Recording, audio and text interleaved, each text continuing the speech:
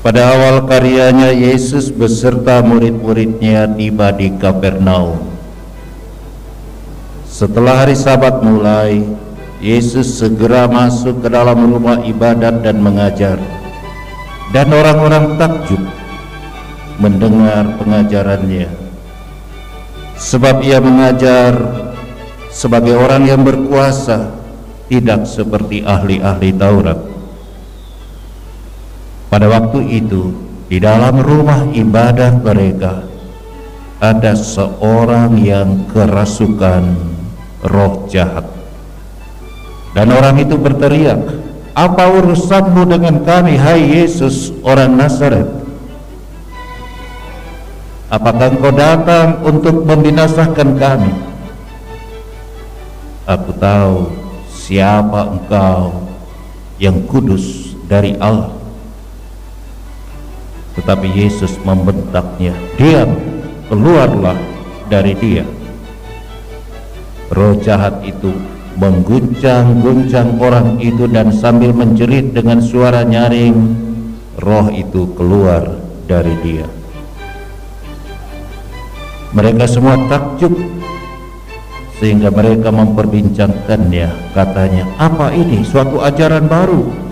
Guru ini berkata-kata dengan kuasa, roh-roh jahat pun ia perintah, dan mereka taat kepadanya." Lalu tersebarlah dengan cepat kabar tentang Yesus ke segala penjuru di seluruh daerah Galilea. Maka mari saudara-saudari kita belajar nomor satu, menjadi pembawa berita kabar baik, perihal kebaikan, perihal kebenaran bagi banyak orang. Itulah yang ditunjukkan. Yang kedua, saudara-saudari, Yesus juga menunjukkan kepada kita bagaimana bereaksi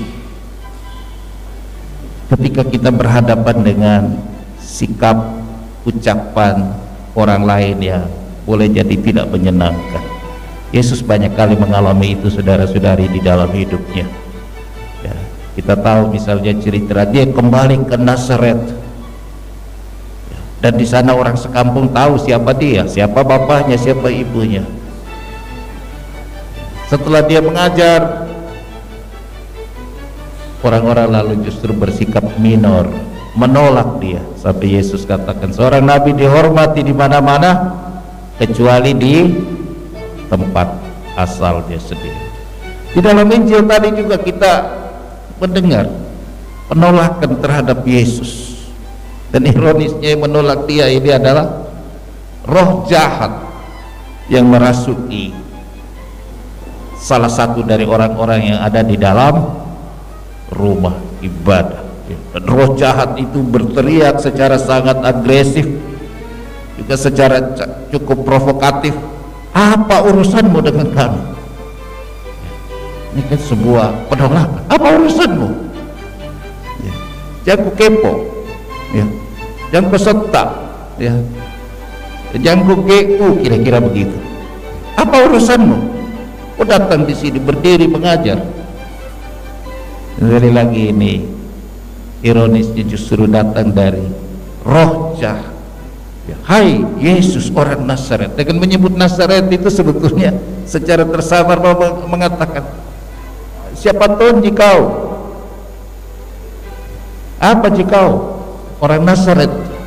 Ku tahu je bapakmu, ku tahu je ibumu." Ya, kira-kira begitu. Ini balik ungkapan Yesus orang Nazaret. Lalu kau datang mau membinasakan kami. Ini kan sangat provokatif, bisa mengundang reaksi orang lain juga. Siapa yang mau dibinasakan?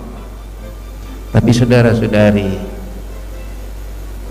Yesus tidak kalah terhadap ketidakbaikan. Yesus menunjukkan kepada kita niat baik untuk kebaikan, untuk kebenaran, tak pernah boleh kalah dengan sikap dan reaksi yang negatif atau minor dari orang lain. Di situ saya mau bilang, Yesus mengajari kita menjadi pemenang-pemenang kehidupan dan bukan sebaliknya pecundang-pecundang kehidupan. Saya membacakan kepada kita satu cerita pendek yang bagi saya menarik. Suatu hari dua orang sahabat, sebut saja namanya Andrew dan Bertus, keduanya menghampiri sebuah lapak untuk membeli perlengkapan kerja mereka. Penjualnya ternyata melayani dengan buruk, dengan ketus, dengan muka cemberut.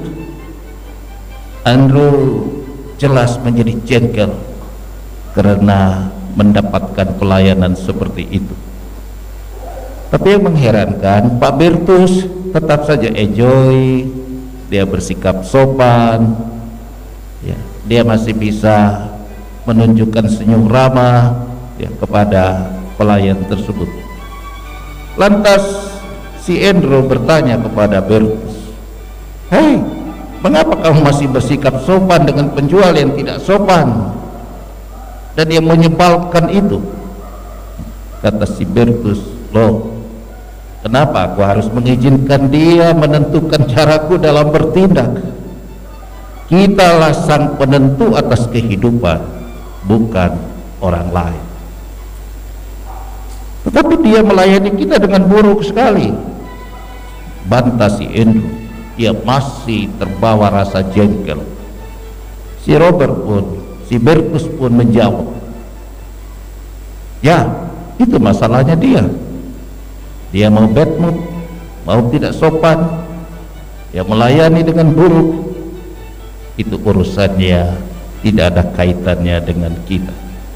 Kalau kita sampai terpengaruh, berarti kita membiarkan dia mengatur dan mempengaruhi hidup kita, bahkan merusak hidup kita. Padahal kitalah yang bertanggung jawab atas diri kita sendiri." Saudara dan saudari, tindakan kita kerap dipengaruhi oleh sikap orang lain kepada kita. Kalau mereka melakukan hal yang buruk, kita pun cenderung membalasnya dengan hal yang buruk, bahkan lebih buruk lagi. Kalau mereka tidak sopan, kita pun menjadi tidak sopan. Kalau orang lain pelit, kita yang semula pemurah hati, tiba-tiba juga menjadi pelit, bahkan lebih pelit dari biasanya. Mari kita sadari mengapa tindakan dan sikap kita harus dipengaruhi oleh orang lain. Mengapa untuk berbuat baik saja kita harus menunggu diperlakukan dengan baik oleh orang lain terlebih dahulu. Jangan biarkan sikap buruk orang lain kepada kita menentukan cara kita bertindak. Pilih untuk tetap berbuat baik meskipun kita menerima hal yang tidak baik.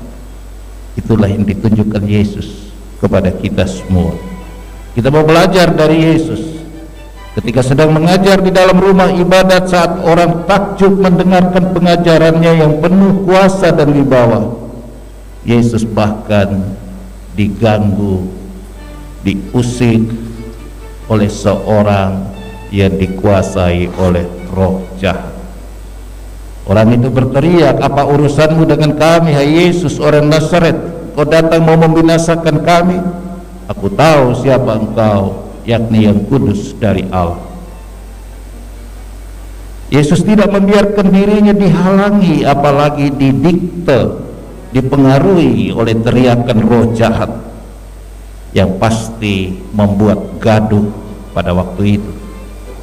Dan tentu saja seolah meremehkan Yesus yang datangnya dari Nazaret.